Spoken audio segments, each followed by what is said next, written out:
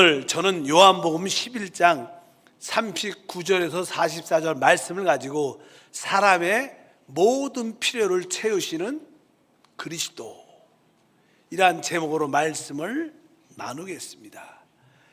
고대에 많은 철학자들이 있었지만 특별히 그리스의 철학자 중에 한 사람은 우리가 아는 소크라테스입니다. 소크라테스가 했던 많은 명언 중에 우리가 쉽게 기억하고 있는 몇 가지가 있어요. 첫 번째는 어떤 제자들이 와서 결혼을 해야 됩니까? 말아야 됩니까? 이런 질문을 하니까 그 대답이 결혼은 해도 후회하고 안 하면 더 후회한다. 이런 명언이 있어요. 명언이. 다 하시길 바랍니다. 어차피 후회할 거 하시고 후회하시는 게 낫다. 또 한 가지는 너 자신을 알라. 사실 소크라테스가 자기 자신을 알았을까 생각을 해보면서도 우리에게 너 자신을 알라고 말씀했습니다. 사실 타락한 인간이 우리 자신을 안다는 게 그렇게 쉽지 않습니다. 만약에 우리가 우리 자신을 정확하게 인식하고 있다면 우리는 하나님을 찾을 수밖에 없고 하나님을 만날 수밖에 없습니다. 그래서 한 번쯤 하나님을 떠난 인간의 실존은 어떠한 것인가?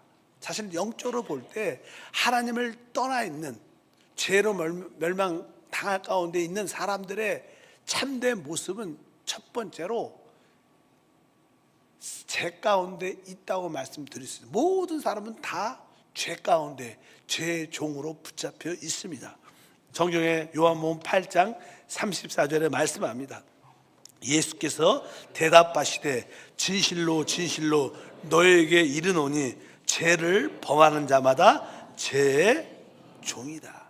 죄를 범하는 자마다 죄의 종이다. 사실 우리는 죄 가운데 잉태되고 죄 가운데 태어나 죄로 가운데 살아갑니다. 우리는 어떤 누구도 죄에 벗어날 수 없습니다. 결국 우리는 죄의 종이죠.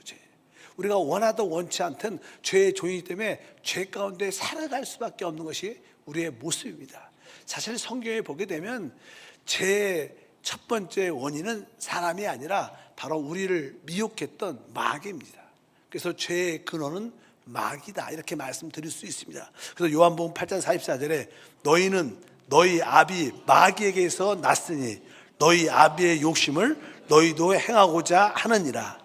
그는 처음부터 살인한 자요 진리가 그 속에 없으므로 진리에 서지 못하고 거짓을 말할 때마다 제 것으로 말하나니 이는 그가 거짓말장이요 거짓의 아비가 되었음이라. 사실 죄는 마귀의 본성입니다. 마귀의 본성인 죄는 바로 거짓의 실체입니다. 그래서 죄가 있는 곳에는 항상 거짓이 있다.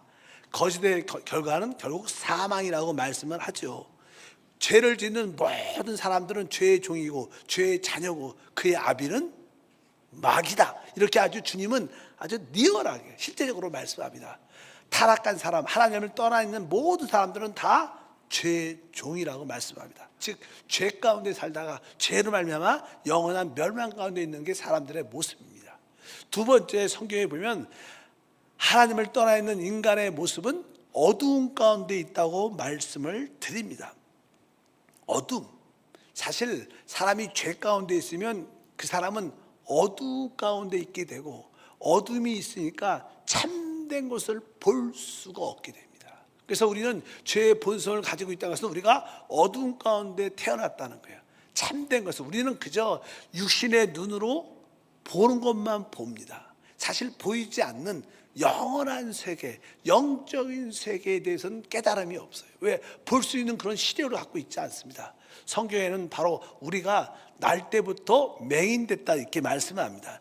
요한복음 9장 1절에 보니까 예수께서 길을 가실 때 날 때부터 맹인된 사람을 보신지라. 날 때부터 맹인, 소경된 사람을 보시고 그를 치유해 주는 말씀이 쭉 기록되어 있습니다. 사실 여기서 날 때부터 소경은 바로 우리를 말하는 겁니다. 우리는 날 때부터 영적인 눈이 멀어서 태어납니다. 그래서 성령께서 임하시면 포로된 자가 자유를 얻고 눈먼 자가 다시 보게 되는 축복. 여러분들의 눈이 진짜 하나님에서 열렸다면 영적인 세계가 보이고 영이신 하나님이 깨달아지고 진짜 이 시대 끝나고 다음 시대, 영원한 시대가 있구나, 이것이 보여질 때 여러분들은 참된 복이 있는 줄 믿습니다. 그러나 하나님을 떠나 있는 모든 인간은 다 어둠 가운데 있기 때문에 참된 것을 보지 못하고 그들은 영원한 멸망 가운데 있을 수밖에 없습니다. 여러분들은 내가 날 때부터 맹인이었구나, 이것을 인식하십니까? 이런 깨달음이 있습니까? 바로 내가 날 때부터 맹인이었어, 이것을 깨닫는 자가 복이 있고, 그런 자들에게 하나님의 영적인 눈을 활짝 열어주셔서 보이지 않는 영원한 것을 보여주는 은혜가 함께할 줄 믿습니다. 세 번째, 하나님을 떠나 있는 인간은 사망 가운데 있다, 이렇게 말합니다. 사망. 아까 죄 가운데 있고, 죄는 우리를 어둠으로 이끌고 결국 그 어둠은 우리를 죽음으로 이끌어냅니다. 그래서 모든 사람들은 다 사망 가운데 있습니다. 성경에 요한복음 11장에 보게 되면 나사로가 죽게 됩니다. 그래서 하나님께서 결국 죽은 지 4일 만에 찾아와서 그를 살리는 이야기가 기록되어 있어요. 성경은 이렇게 기록합니다. 11장 25절과 26절에 예수께서 이르시되 나는 부활이요 생명이니 나를 믿는 자는 죽어도 살겠고 무릇 살아서 나를 믿는 자는 영원히 죽지 아니하리라. 이것을 내가 믿느냐. 이 뜻은 무슨 뜻입니까? 주님은 이 땅에 부활과 생명으로 오셨다는 거예요. 모든 사망을 정복하고 죽은 자를 살리고 생명의 충만함을 주로 이 땅에 오신 줄 믿습니다. 그러나 우리의 상태는 나사로처럼 다 죽은 지 4일 된 사람, 우리 안에서 썩은 냄새가 나는 그러한 사람이라고 말씀을 드릴 수 있습니다. 성경은 거기에 대해서 말씀을 합니다. 바로 나사로는 죽은 지 사흘이 돼서 썩은 냄새가 난다. 제가 청년 때 다시 한번 하나님을 깊이 만나야겠다, 그런 마음을 갖고 기도원에 가서 금식을 하기로 작정했습니다. 그 당시만 해도요, 우리 때 청년 때는 금식을 참 많이 했던 때입니다. 그래서 진짜로 또 금식하고 그런 일이 많았었는데, 그래서 작정을 해서 어느 날 내가 7일 한번 금식해보자. 7일 동안 작정을 하고 그냥 금식 기도원에 들어갔는데, 사실 보통 7일 기도하면 특별히 3일째가 참 힘들어요.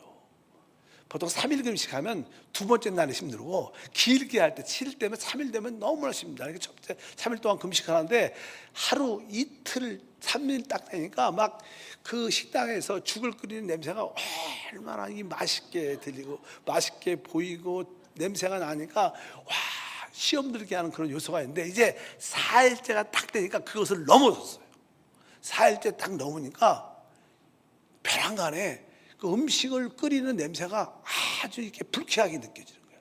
이게 전날까지 이게 아주 먹고 싶다, 맛있다, 이런 생각이 막 드는데 4일째 딱 되니까 그 음식 냄새가 되게 불쾌하고 아주 안 좋은 냄새로 느껴지는 거예요.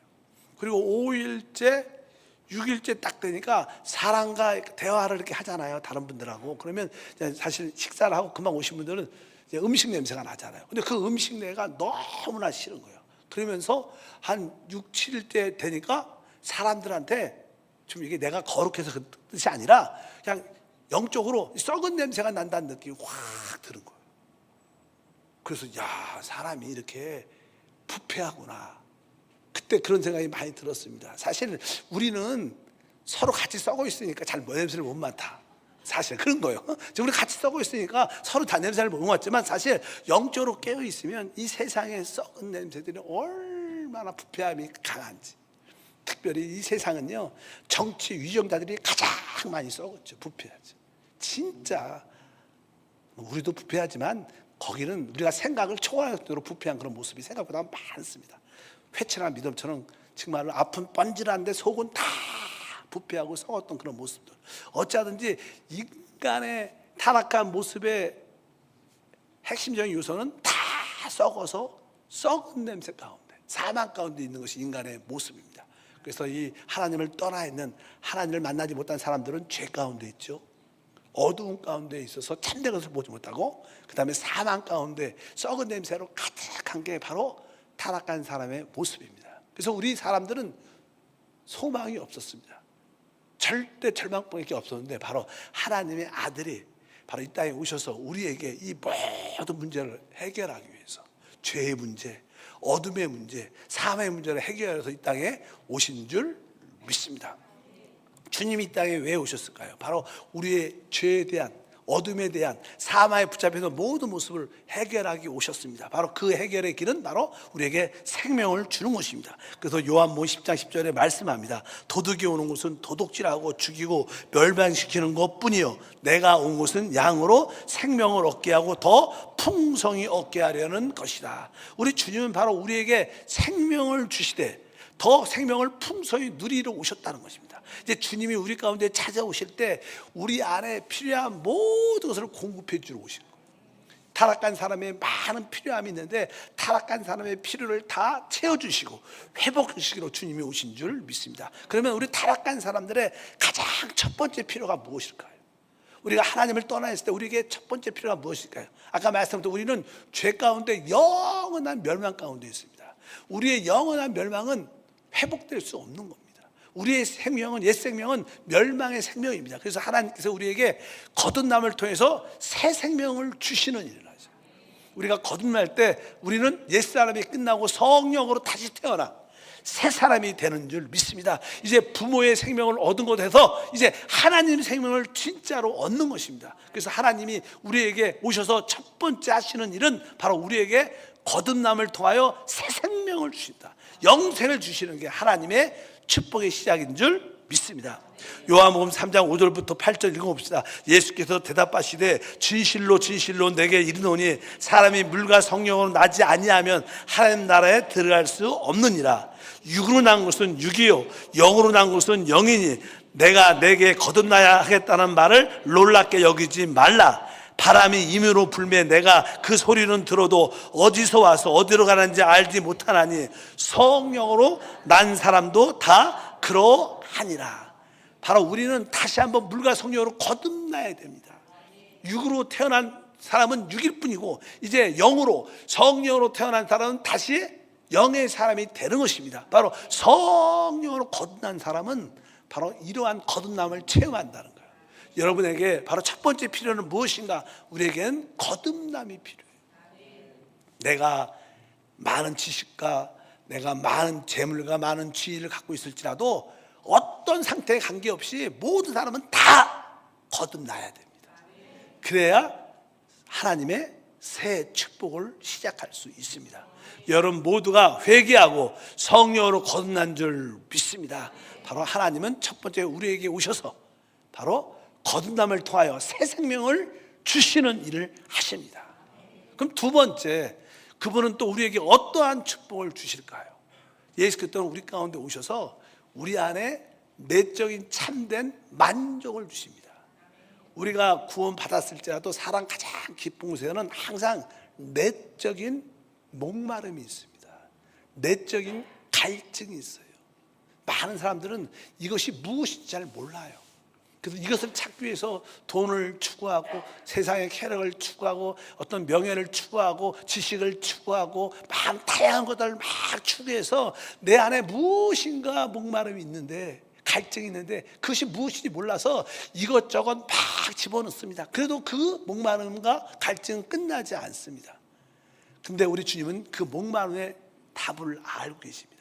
그래서 그분께서 우리에게 요한복음에 말씀을 하십니다. 4장 13절과 14절에 보니까 예수께서 대답하여 이르시되 이 물을 마시는 자마다 다시 목마르거니와 내가 주는 물을 마신 자는 영원히 목마르지 아니하리니 내가 주는 물은 그 속에서 영생하도록 솟아나는 샘물이 되리라. 그러니까 우리 주님은 바로 내적으로 목마름, 굶주림 가운데 있는, 갈증 가운데 있는 모든 사람에게 참된 영원한 만족을 주신다는 거예요. 그래서 예수를 제대로 믿고 그리스도를 영접하면 우리 내적으로 참된 만족이 있어요. 여러분도 대부분 참된 크리스찬이라면 그 전까지는 세상에서 많은 것을 추구하고 바라고 노력했지만 그래서 여전히 끊임없는 목마름이 있었지만 주 예수를 믿고 나서 여러분 안에 영생하도 솟아나는 샘물 성령이 우리 가운데 역사함으로 말미암아 우리 안에 꽉 채워진 어떤 만족이 있어요. 여러분 안에 이러한 참된 내적인 만족이 있습니까? 이것이 진짜 축복 중에 축복입니다. 세상의 욕망은 끝이 없습니다. 세상 것을 받아들이면 받아들일수록 더 갈증이 깊어지지만 주님이 주시는 영생하도록 솟아나는 그 샘물을 마시면 바로 우리 안에 참된 만족, 바로 거듭난 영 안에 주님이 오심으로 생명수가 흘러나와 우리에게 참된 만족을 갖게 하시는 줄 믿습니다. 자, 그러면 여러분들은 거듭난 생명이 있고 나는 내적으로 만족해요. 그래도 우리는 외적으로 우리는 육신을 갖고 있기 때문에 육신에 죄로 말미암아 연약함, 질병이 우리 가운데 있어요. 늘 우리에게는 원하든 원치 않든 사망으로 가기 전에 연약함과 질병이 늘 나타납니다. 우리는 우리를 죽이는 질병이 나타날 때마다 두려움을 갖게 되죠. 그래서 우리에게는 한편적으로 질병의 요소가 늘 있기 때문에 우리는 그 질병에서 뭐가 필요해요? 치유가 필요합니다. 그래서 우리가 예수 앞에 나오면 내적인 만족을 넘어서 주님이 이제 질병에서 우리를 치유를 하십니다. 성경의 요한복음 4장 뒤에 중간에 보면요, 왕의 신하, 왕의 신하니까 높으죠. 장관급이죠, 장관급. 왕의 신하가 뭐 지위도 있고 명예도 있고 돈도 있겠죠. 아들이 아파요. 아들이 아프니까 뭐 좋은 약도 병원도 다 가봤겠죠. 그래도 아이가 죽어가는 거예요. 어쩔 수 없이 예수님께 나와서 엎드려서 말씀합니다. 그 왕의 신하가 와서 아들이 죽게 됐습니다. 우리 집에 오셔서 우리 아들을 좀 살려주십시오, 이렇게 말합니다. 이 왕의 신하는 주님이 좀 오셔서 살려달라고 말하니까 주님께서 말씀을 하십니다. 성경에 보니까 이렇게 말씀합니다. 49절부터 50절에 신하가 이르되 주여 내 아이가 죽기 전에 내려오소서. 예수께서 이르시되 가라, 내 아들이 살아있다 하시니 그 사람이 예수께서 하신 말씀을 믿고 가더니. 그러니까 주님께서 그 왕의 신하가 우리 집에 오셔서 우리 아들을 좀 살려주세요 이렇게 간절히 구했지만 주님은 가시지 않고 말씀하셨습니다. 가라, 내 아들이 살았다. 그러니까 가는 도중에 그 종들이 와서 아, 당신 아들이 살았어요, 이런 고백을 듣게 되는 거예요. 그러니까 우리 주님은 뭐예요? 그분의 살아있는 말씀으로 말미암아 우리를 치유하신다는 거예요. 우리 주님은요, 우리에게 내적인 만족을 줄 뿐만 아니라 외적인 질병에서도 우리를 치유하셔요. 그분의 외적인 질병의 치유는 어디서부터? 하나님의 입에서 나오는 말씀입니다. 여러분, 하나님의 그 성령의 말씀을 사모해야 돼요. 내가 치유받기 원한다면 여러분 하나님의 말씀을 읽고 듣고 또 이 말씀을 믿어야 됩니다. 그럴 때 그 말씀 안에 있는 생명의 역사가 나타나서 우리의 모든 질병을 이기게 하는 체험을 갖게 될 줄 믿습니다. 사실 모든 사람이 다 치유받냐? 뭐 그렇게 말하기 쉽지 않지만 참되게 하나님 말씀을 읽고 참되게 믿는 자는 그 믿음대로 생명을 회복하게 될 것이다. 질병에도 치유되는 그런 간증이 함께 할 줄 믿습니다. 또 주님 뭐예요? 아까 내적인 만족도 주시고 외적인 우리를 죽이는 질병에서 또 우리를 치유하시러 주님이 우리 가운데 오신 줄 믿습니다. 그리고 또 나서 우리 주님은 어떤 일을 주실까요? 사실 우리는 이 땅에 살면서 나름대로 야, 내가 이렇게 하면 이것이 잘 될 텐데, 이렇게 하면 좋은 일이 일어날 텐데, 성공할 텐데, 이런 나름대로 답은 가지고 있어요. 답은. 근데 그것을 행할 수 있는 능력이 부족한 거예요. 그래서 우리 모든 사람들은 다 나름대로 나이가 들면 들수록 이 무능력에 대한 절감을 느끼게 돼요. 나는 너무나 무능력해서 좌절과 절망을 깊이 느낍니다. 우리의 모든 사람의 모습이 늘 무능력 가운데 있죠. 근데 사도 바울은 나중에 내게 능력 주시자 내가 모든 것을 다 할 수 있다는 담대함을 선포합니다. 우리 주님은요, 우리가 무능력 가운데 있는 것을 우리가 알기 때문에 우리에게 찾아오셔서 그 무능력을 능력으로 바꿔주세요. 요한복음 5장 얘기가 바로 그런 이야기입니다. 그 베데스다 연못가 주변에 이러한 소문이 있어요.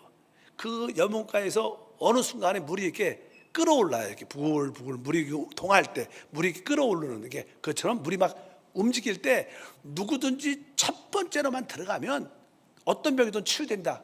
그런 전설이 늘 있어서 그러니까 병자들이 그 주변에 쫙 모여 있어요. 왜? 그래도 항상 그 베스트가 연못가를 바라보면서 물이 언제 동하나 움직이냐 그걸 보고 움직이면 빨리 들어가려고 근데 거기에 38년 된 병자가 누워 있어요. 뭐 38년 됐으니까 중풍병자 같은 사람이니까 오랫동안 누워 있었고, 항상 마음은 저기에 첫 번째로만 들어가면 내가 치유받을 수 있었는데, 답은 알고 있지만 물이 혹시 천사가 내려와서 통화할 때 중풍병자니까 움직이지 못하니까 가려고 하면 이미 다른 답이 다 들어갔어요. 그러니까 답은 아는데 자기가 그 베데스다 연못가에 들어갈 수 있는 능력이 없는 거예요. 무능력 가운데 있었어요.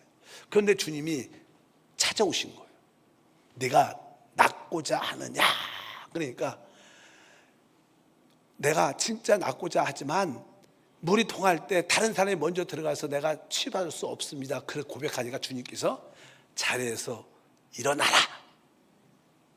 자리를 들고 가라, 그렇게 말씀하시니까 진짜 그 사람이 일어난 거예요. 여러분, 우리 마음속에 주님이 와 계시기 때문에 나는 할 수 없지만 주님 때문에 나는 할 수 있습니다.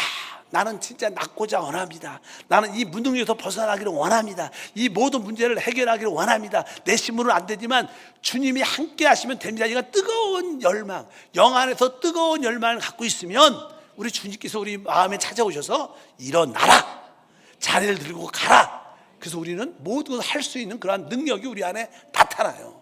사실 주 예수를 믿으면 여러분 안에 생각지 못할 놀라운 능력이 실제로 있습니다. 뭐 그분이 주님이시죠. 근데 여러분들이 그 주님을 기대하면서 할 수 있다는 그 기대로 충만하면 주님이 성령으로 말씀하십니다. 일어나라, 한번 해봐라, 한번 달려가라, 두들겨 봐라. 이렇게 할 때 기적은 일어납니다. 우리 주님은 바로 모든 무능력을 우리의 능력으로 변화시켜 주시는 놀라운 축복을 주심을 믿습니다. 이것도 주님이 주시는 축복 중에 축복. 그래서 우리도 결국 바울처럼 내게 능력 주시지 않아서 내가 모든 것을 할 수 있습니다. 그러한 역사를 그분이 행하신다는 것. 또 우리에게 이 무능력을 능력으로 이기는 체험뿐만 아니라 또 우리에게 어떠한 것을 우리 주님은 주실까요? 우리가 사는 이 세상은요, 어떻게 보면 늘 궁핍하고 늘 부족한 가난한 그런 생활 가운데 있습니다. 이 세상에서도 특이한 상류층 몇 사람 빼놓고는 대부분 성도들의 삶은 대부분 가난합니다. 늘 부족합니다. 궁핍한 게 우리의 인생의 모습이에요. 우리가 가진 것은 고작 오병이요, 어린아이가 한 끼 먹을 점심 양밖에 없어요. 항상 모자르지 모자라. 우리의 생활은 그럴지라도 우리가 주님 앞에 그 오병이어를 가지고 주님께 드리면 아무것도 아닌 소량의 음식이지만 그것을 드리면 하나님이 그것을 받으시고 축사하시면 5,000명을 먹이고도 12바구니가 남는 놀라운 일들이 일어납니다. 그분은 바로 우리의 모든 가난을 축복으로 공급하는 역사를 갖고 계셔요. 그러니까 우리가 주님 앞에 나올 때마다 하나님, 나는 이 가난하고 궁핍한 세상에 살고 있지만 주님한테 내가 가진 작은 것을 믿음으로 드리면 하나님은 그것을 축사하사 넘치게 채워주십니다. 근데 많은 성도들이 가지고 있는 작은 소량 오병이어를 움켜잡으니까 더 없어지는 거예요. 이 영적인 법則중에서요, 우리가 움켜잡으면 점점점 없어지게 되고 우리는 그것을 풀어놓으면 점점 많아지는 축복이 우리 가운데 함께할 줄 믿습니다. 그래서 누가복음 6장 38절에 이렇게 말씀합니다. 주라, 그래야면 너에게 줄 것이니 곧 후히 되어 늘고 흔들어 넘치도록 하여 너에게 안겨주리라. 너희가 헤아리는 그 헤아림으로 너희도 헤아림을 도로 받을 것이니라. 그러니까 우리가 움켜쥐면 점점점 없어지지만 우리가 주면 곧 후히 되어 늘고 흔들어 넘치도록 하여 너에게 안겨주리라. 하나님의 약속의 말씀이 있습니다. 오병이어를 적다고 움켜잡지 말고 그것을 믿음으로 하나님께 내려놓으면 기적이 일어납니다. 우리 가족뿐만 아니라 많은 사람이 나눠주는 축복의 통로가 될 줄 믿습니다. 저는 한세교회 성전을 건축을 시작하면서 마음에 큰 소망이 하나 있어요. 그건 뭐냐? 그동안 우리 한세교회 많은 성도들이 물질의 어려움을 많이 겪었지만 이제 때가 돼서 하나님께 우리가 오병이어를 드릴 기회를 주셨구나. 진짜 오병이어를 드릴 수 있는 기회를 주셨구나. 그래서 몇몇 사람들이 일어나서 성도들이 오병이어를 가진 작은 것들을 온전히 드리면 하나님은 여러분 중에 많은 사람을 물질로부터 자유케 하고 필요할 때 공급해주는 그런 역사, 여러분뿐만 아니라 5,000명을 먹이고도 12바구니가 남는 그런 간증의 축복이 일어날 것을 저는 기대하고 있어요. 그래서 우리 성전건축이 끝나면 아주 몇몇 아주 젊은 아니면 나이가 사업 가운데 있는 그 크리스찬 기업가들이 많이 생겨서 앞으로 한국 우리 한세교회 선교를 이끌어가는, 또 국내 교회를 세울 때 많은 적극적으로 후원하는 그런 일꾼들이 많이 나올 줄 믿습니다. 여러분들 그런 축복의 통로가 되기를 바랍니다. 이 세상은 가라한 세상이에요. 늘 궁핍한 세상, 늘 모자르는 세상이에요. 그럴지라도 하나님은 바로 우리에게 넘치게 채워주시는 거예요. 우리에게 축복의 통로로 우리를 사용하시는 줄 믿습니다. 바로 그것이 주님이 우리에게 오셔서 행하시는 일들입니다. 그리고 나서 또 주님이 우리에게 무엇을 주실까? 이제 주님께서 제자들에게 야, 우리가 이 바다를 건너 가자 그러면서 제자들을 먼저 그 바다로 보냅니다. 가자로 보내는데 벼랑간에 큰 바람이 불고 그 결과 큰 파도가 쳐요. 그들은 어부였죠. 어부. 딱 이 바람 소리만 들어도 파도의 크기만 봐도 야, 이거 장난이 아니다. 이거 우리 다 죽는다. 큰일 났다. 이거 느끼는 거예요. 벌써. 우리 인생은 고해와 같다 그랬죠. 우리 인생의 삶에는 늘 바다처럼 큰 바람이 불고 파도가 칩니다. 그래서 우리 가운데 마음의 두려움이 가득 찰 때가 얼마나 많은지. 지금도 오늘 교회 오신 분 중에서도 마음의 두려움이 가득 차갖고 오시는 분도 있을 겁니다. 왜? 이 세상은 그런 세상이에요. 오늘 성경 말씀은 이렇게 거기에 대해서 자세히 기록되어 있습니다. 6장 11절부터 18절 저물매 제자들이 바다에 내려가서 배를 타고 바다를 건너 가버나움으로 가는데 이미 어두웠고 예수는 아직 그들에게 오시지 아니하였더니 큰 바람이 불어 파도가 일어나니라. 여기 보니까 큰 바람이 불어 파도가 일어난다. 그러니까 제자들 마음에 두려움이 확 다가온 거예요. 우리가 사는 인생은 두려움으로 가득 찬 세상. 그래서 사람들이 두려움에 아주 너무 민감하면 전화 소리만 딱 들어도 가슴이 털컹해. 또 무슨 일 났나? 이런, 그렇잖아요. 애들이 학교에서 공부 안 하고 학교에서 전화 왔다 갔다 하면 사건이 터졌다. 직장에서 남편들 안 오던 전화가 딱 오면 실직했나? 이런 걱정이 많이 돼. 어차피 사람은 이 두려움에 붙잡혀 있는 게 우리 인생의 모습인데 바로 우리 주님께서는 바로 우리 인생의 모든 환경의 두려움에서 우리에게 평강을 주러 오시는 거예요. 그럴 때 이런 상황 가운데 있을 때 주님이 바다 위를 걸어오셔요. 얼마나 멋진지 우리 주님이 19절과 20절이니까 예수께서 바다 위로 걸어 배에 가까이 오심을 보고 두려워하거든요. 그러니까 예수께서 바다 위에 걸어오신다. 큰 바람이 있고 파도가 치는데 주님이 아주 그 바다 위를 걸어서 오시는 거예요. 얼마나 주님께서는 바람과 파도에 연연하지 않고 그 걸어서 제자들 가운데 오시는 거예요. 그래서 여러분들이 혹시 인생을 살 때 큰 바람이 불고 큰 파도가 칠 때 자세히 보면 주님이 보여. 두려움만 보지 말고 우리를 향해서 걸어오신 주님을 보시기를 축복합니다. 바로 그래서 내니 두려워하지 말라. 주님이 그 배에 딱 올라가니까 모든 바람과 파도가 잔잔해지면서 그들이 가려던 곳에 도착했더라. 이렇게 읽어보니까 이르시되 내니 두려워하지 말라 하신대 이에 기뻐서 배로 영접하니 배는 곧 그들의 가려던 땅에 이르렀더라. 여러분의 인생의 배, 여러분 가정이란 결혼 생활이란 배, 여러분 직장과 사업장이란 배에 그분을 진짜 영접해야 돼요. 그래야 평강이 찾아오고 여러분들이 가려던 곳에 도착하는 그런 은혜와 축복이 함께할 줄 믿습니다. 왜 우리가 사는 인생에는 이렇게 큰 바람과 파도가 칠까요? 알다시피 이 땅에는요 귀신들이 많습니다. 또 공중에는 악한 어둠의 영이 많습니다. 아까 영적인 눈이 띄어지면 그것이 보여지고 깨달아져요. 야, 이 땅에는 귀신들이 역사하죠. 공중에는 악한 영들이 우리를 괴롭히려고 역사하고 있죠. 그러니까 이 땅은 좋은 땅이 아닙니다. 이 땅은 고난의 땅이고 두려움밖에 없는 땅입니다. 그러나 주님은 뭐요? 모든 원수를 받는, 다스리는 축복과 권세가 있는 줄 믿습니다. 그래서 여러분들이 단대히 기도하면서 우리에게 붙어서 역사하는 귀신도 떠나가고 악한 영은 묶기를 받을지어다 이렇게 간절하게 기도하면 하나님 평강이 우리 마음에 찾아오셔서 어떤 두려움에도 이기는 승리의 축복이 함께할 줄 믿습니다. 아까 타락한 사람은 죄 가운데, 어두운 가운데, 사망 가운데 있습니다. 그런 가운데 있는 사람들에게 우리 주님은 모든 필요를 채우러 오셨어요. 우리에게 영원한 멸망 가운데 있는 생명을 거듭남을 통해서 새 생명을 주러 오셨고 또 우리 안에 내적인 참된 만족을 주러 오셨고 또 우리 죽어가는 병으로 죽어가는 우리의 모든 질병을 치유하러 오셨고, 우리 무능력 가운데 있는 우리를 능력으로 역사하기 위해서 오셨다는 거예요. 가난하고 궁핍한 이런 세상에서 놀라운 축복의 넘침으로 공급해주는 주님으로 오셨고, 세상의 모든 염려와 두려움과 고통으로부터 평강을 주러 오셨다는 거예요. 여러분들이 이러한 주님을 지금 누려야 돼요. 누리시길 축복합니다. 여러분들이 이러한 축복을 누리려면 거듭남을 누리고, 내적인 만족을 누리고, 질병에서 치유를 누리고, 무능력에서 능력으로 변화된 축복을 누리고, 가난에서 부유함을 누리고, 모든 두려움에서 평강을 누리려면 여러분들은 하나님 말씀을 믿음으로 받아들여야 돼요. 하나님 말씀에 복종해야 돼요. 복종. 믿으시면 아멘. 그러니까 아까 우리의 모든 총체적인 최고의 문제는 우리가 사망 가운데 썩어서 죽어서 썩은 냄새가 나는 겁니다. 우리 삶 속에. 근데 이 썩은 냄새가 나는 우리의 삶 가운데 하나님이 부활시켜야 돼요. 부활. 주님은 부활과 생명이 우리 가운데 오신 줄 믿습니다.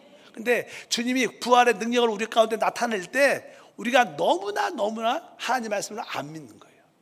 주님께서 말씀하십니다. 이제 그 나사로를 살리려고 그 무덤가에 오셨어요.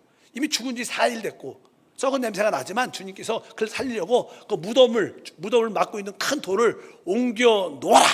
그러니까 마르다가 썩은 냄새가 나서 옮길 필요 없습니다. 너무 늦었습니다. 우리의 말하고 똑같아요. 하나님 너무 늦었어요. 지금은 안 돼요. 순종을 안 합니다. 주님의 말씀이 떨어지면 우리는 순종해야 돼요. 복종을 배워야 돼요. 복종을. 믿으시면 하면 여러분들은 진짜 기적을 체험하려면 내가 하나님 말씀, 내 안에 성령이 말씀하시면 무조건 복종한다. 그거 쉽지 않아요. 그러나 한번 해보시길 바랍니다. 성령의 감동이 있을 때마다 그 감동에 복종하면 기적은 일어납니다. 돌을 옮겨 놓아라. 그러면 아멘하고 이해가 안 가고 믿어지지 않아도 옮겨 놔야 돼요. 안 옮겨 놓으니까 내가 믿으면 하나님이 영광을 보리라고 말하지 아니했느냐. 그러니까 그들이 옮겨놨어요. 그러나서 주님께서 나사로야 나오라. 그러니까 진짜 죽은 자가 퍼또 일어난 거예요. 퍼또 일어난 거예요. 그러니까 이제 사람이 이렇게 죽으면 수족을 손과 발을 이렇게 묶잖아요. 배로 묶어놓고 얼굴도 덮어놓잖아요. 강시처럼 탁 일어난 거예요. 묶여 있어요. 그러니까 주님께서 풀어 놓아 다니게 하라. 사실 잘 생각해 보세요. 주님이 나사로를 부활시키면 그러면 말씀으로 그냥 돌문화 옮겨져라, 나와라, 수족은 풀어져라 이렇게 말로 다 해도 되는데 주님은 안 하셨어요. 그냥 중요한 것만 하셨어요. 돌을 옮겨 놓아라. 우리에게 어떤 협력을 요구했어요. 또 풀어 놓아 다니게 해라. 수족을 묶은 것을 주님이 그냥 풀어줘라 그러면 되는데 그렇게 안 했어요. 주님의 역사는요, 우리의 협력이 필요해요. 우리의 동역이 필요해요. 여러분들이 순종하는 동역이 필요해요. 여러분들이 하나님 말씀에 순종해야 부활의 생명이 나타난다. 그러려면 순종하려면 뭐예요? 내 생각을 버려야 돼요. 내 의견을 버려야 돼요. 내 생각과 내 의견을 처리하면 그것이 곧 뭐예요? 복종이 되고 그 복종은 결국 우리에게 부활의 생명을 체험하게 되는 줄 믿습니다. 그래서 성령이 우리 안에서 또 교회를 통해서 말씀하실 때 그냥 아멘하고 복종하시면 여러분들은 주님께 동역, 협력했기 때문에 여러분의 모든 문제들이 풀어 생명의 부활의 역사를 체험하게 될 줄 믿습니다. 우리 주님은 이 시간에 우리 가운데 오셔서 여러분을 거듭나게 하십니다. 여러분 안에 내적인 만족을 주십니다. 여러분의 질병을 치유하십니다. 여러분의 무능력을 제거하고 할 수 있는 능력을 더해주십니다. 풍병과 가난을 처리하시고 부유함을 주시고 모든 고통과 두려움에서 우리에게 참된 평강을 주십니다. 이것을 누리길 주님으로 축복합니다. 거룩하신 하나님 감사합니다. 다시 한번 사람의 모든 필요를 채우시는 그리스도를 앙망합니다. 우리는 죄 가운데 어두운 가운데 사망 가운데 있지만 이제 이런 가운데 있는 우리에게 오셔서 거듭나게 하시고 내적인 참된 만족도 주시고 질병에서 치유도 주시고 능력도 주시고 모든 생활에 풍성함을 주시고 모든 두려움과 고통으로부터 우리에게 평강을 주십니다. 우리가 이러한 모든 축복을 체험할 수 있도록 하나님 말씀에 복종하고 협력하는, 동역하는 믿음의 삶을 갖게 하옵소서. 예수 이름으로 기도함나이다.